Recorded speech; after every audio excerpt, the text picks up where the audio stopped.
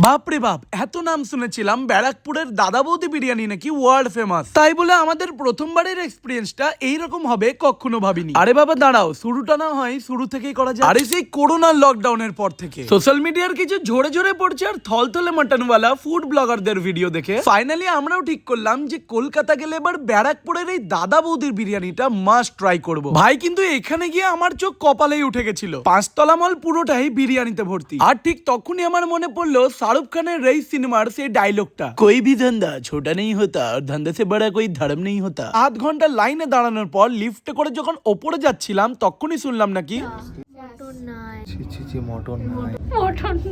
আগে জানতাম কপা শুধু গায়ক চক্রবর্তীরই খারাপ, কিন্তু তারপরে জানলাম আমারও। তবে যাই বলো, ভেতরের ডেকোরেশনটা কিন্তু আলাদাই ছিল। আরে বিরিয়ানি খেতে এসে আবার মেনু কার্ডের কি দরকার, তাও দিল যখন একবার দেখে নিলাম। দেরি না করেই অর্ডার করে নিয়েছিলাম এখানকার সিগনেচার আইটেম ফিশ ফ্রাই। সত্যি বলতে আজ অব্দি এইরকম ফিশ ফ্রাই আমি কোনো জায়গায় খাইনি, কিন্তু চিন্তা ছিল বিরিয়ানি নিয়ে। মটন না থাকায় নিয়ে নিয়েছিলাম চিকেন বিরিয়ানি, যার দাম ছিল 300 টাকা প্লেট। আর এত হাইপের পর ফার্স্ট বাইট নিতেই যেটা বুঝতে পারলাম, আমার খাওয়া লাইফের সব থেকে বেস্ট বিরিয়ানি হলো ব্যারাকপুরের অথেন্টিক কলা পাতায় সার্ভ করা দাদা বৌদির বিরিয়ানি। আর তার সাথে এইরকম মটন ভুনার কম্বিনেশনটা তো আলাদাই লেভেলের। প্রপার কুকড আর এত সুন্দর ঘিয়ের অ্যারোমা, ঠিক যেমনটা আমি পছন্দ করি, একদম লাইট বিরিয়ানি। তবে তোমাদের মধ্যে কলকাতার বেস্ট বিরিয়ানি কোনটা আমাকে কমেন্টে জানাও।